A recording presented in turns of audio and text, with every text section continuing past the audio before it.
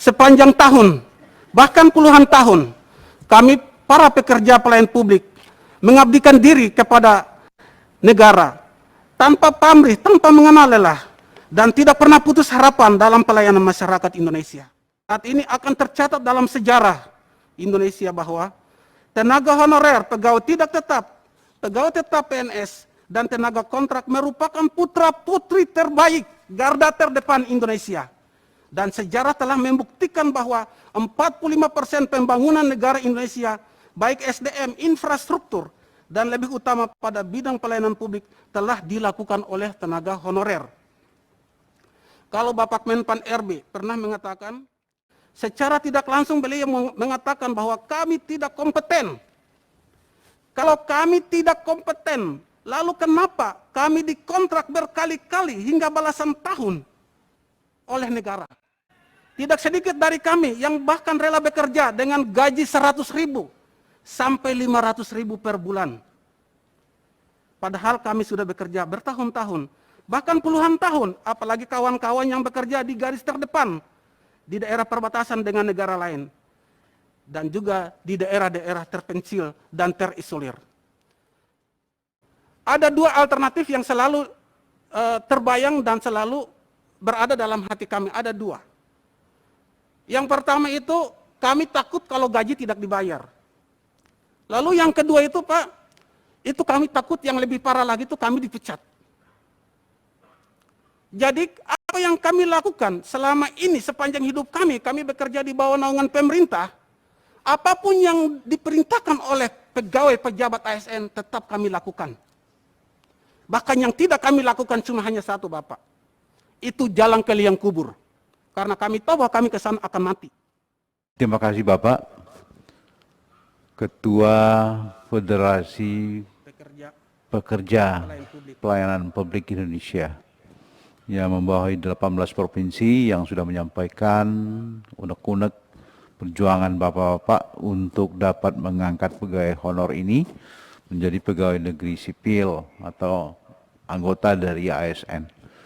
Kita berdoa kepada Yang Maha Kuasa, semoga apa yang kita inginkan dapat segera kita wujudkan dalam waktu yang tak begitu lama.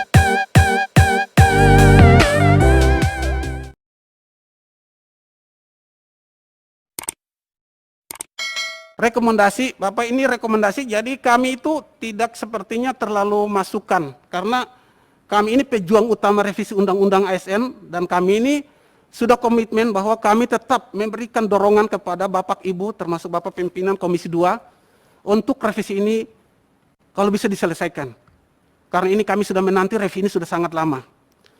Rekomendasi revisi Undang-Undang ASN nomor 5 tahun 2014, usulan Federasi Pekerja Pelayan Publik Indonesia. 1. Mendukung disahkan revisi Undang-Undang ASN sebagai dasar hukum pengangkatan pegawai pemerintah non-PNS di semua bidang yang berkategori 4 nomenklatur, yaitu honorer, kontrak, pegawai tidak tetap, pegawai tetap non-PNS, seperti yang termaktub dalam draft rancangan undang-undang tentang perubahan atas Undang-Undang nomor 5 tahun 2014 tentang aparatur sipil negara atau revisi UU ASN pasal 131A sebagai berikut. 1. Tenaga honorer pegawai tidak tetap, pegawai tetap non-PNS, dan tenaga kontrak yang bekerja terus-menerus dan diangkat berdasarkan surat keputusan yang dikeluarkan sampai dengan tanggal 15 Januari 2014. Wajib diangkat menjadi PNS secara langsung dengan memperhatikan batas usia pensiun sebagaimana dimaksud dalam pasal 90. 2. Pengangkatan PNS sebagaimana dimaksud pada ayat 1 didasarkan pada seleksi administrasi berupa verifikasi dan validasi data surat keputusan pengangkatan. 3. Pengangkatan PNS sebagaimana dimaksud pada ayat 1 dilakukan dengan memprioritaskan mereka yang memiliki masa kerja paling lama dan bekerja di bidang fungsional administrasi pelayanan publik, antara lain pada bidang pendidikan, kesehatan, penelitian dan pertanian. 4. Pengangkatan PNS sebagaimana dimaksud pada ayat 1 dilakukan dengan mempertimbangkan masa kerja, gaji, ijazah pendidikan terakhir, dan juga diperoleh sebelumnya. tunjangan, maaf ya, dan tunjangan yang diperoleh sebelumnya. 5. Tenaga honorer pegawai tidak tetap, pegawai tetap non-PNS, dan tenaga kontrak diangkat menjadi PNS oleh pemerintah pusat. 6. Dalam hal tenaga honorer, pegawai tidak tetap non-PNS, dan tenaga kontrak tidak bersedia diangkat menjadi PNS sebagaimana dimaksud pada ayat 1, harus membuat surat pernyataan ketidaksediaan untuk diangkat sebagai PNS. 2. Pengangkatan bila dilakukan secara bertahap sesuai dengan kondisi keuangan negara dengan memprioritaskan hal-hal yang telah disebut pada pasal 131A di atas, yaitu mereka yang memiliki masa kerja paling lama dan bekerja pada bidang fungsional administrasi pelayanan publik dan mereka yang telah mendekati usia pensiun. Mengingat bagi tenaga honorer, pegawai tidak tetap non-PNS, atau tenaga kontrak yang menunggu pengangkatan sebagai PNS, wajib mendapatkan upah atau gaji sekurang-kurangnya sebesar upah minimum kota, kabupaten, dan provinsi. 3. Memohon agar revisi Undang-Undang ASN memberikan peluang yang seluas-luasnya kepada pekerja pelayanan publik dari jenjang pendidikan sekolah paling terendah, yaitu pendidikan sekolah dasar. Hal ini dilatar belakangi banyak pekerja pelayanan publik dengan ijazah SD dan SMP yang sepanjang hidupnya mengabdikan diri kepada negara di wilayah pedalaman, terpencil, terisolir, tertinggal, hingga wilayah perbatasan dengan negara lain, antara lain Provinsi Papua, Nusa Tenggara Timur, Kalimantan, dan Aceh. 4. Mengingat prinsip-prinsip pemerataan dalam penyelesaian pengangkatan pekerja pelayanan publik dilakukan secara kolektif dan tidak bernuansa politis, serta tidak berkaitan dengan kepentingan golongan atau pribadi, maka kami harap semua jenis SK yang dimiliki oleh pekerja pelayanan publik di bawah ini dapat diproses dan diangkat menjadi PNS sebagaimana dimaksud pada pasal 131A. 5. Mohon agar kiranya DPR RI dan pemerintah terkait memprioritaskan database yang sudah didatakan dan diakomodir oleh Federasi Pekerja Pelayanan Publik Indonesia yang merupakan pejuang utama revisi Undang-Undang Nomor 5 Tahun 2014 tentang aparatur sipil negara. 6. Yang terakhir, federasi dan pejabat daerah di 18 provinsi yang terdiri dari 91 kabupaten dan 16 kota memberikan dukungan sepenuhnya dan mendorong Komisi 2 DPR RI untuk dapat menyelesaikan revisi UASN sesuai dengan amanah petunjuk Ketua DPR RI dan Surat Presiden nomor R-28 Pres garing 06 garing tahun 2020. Bapak Ibu anggota Dewan yang saya hormati, ini yang terakhir, sepanjang tahun, bahkan puluhan tahun, kami para pekerja pelayanan publik mengabdikan diri kepada negara, tanpa pamrih, tanpa mengenal lelah, dan tidak pernah putus harapan dalam pelayanan masyarakat Indonesia. Kiranya revisi Undang-Undang ASN dapat mewujudkan doa, harapan, dan cita-cita para pekerja pelayanan publik yang masih berstatus kontrak dan honor.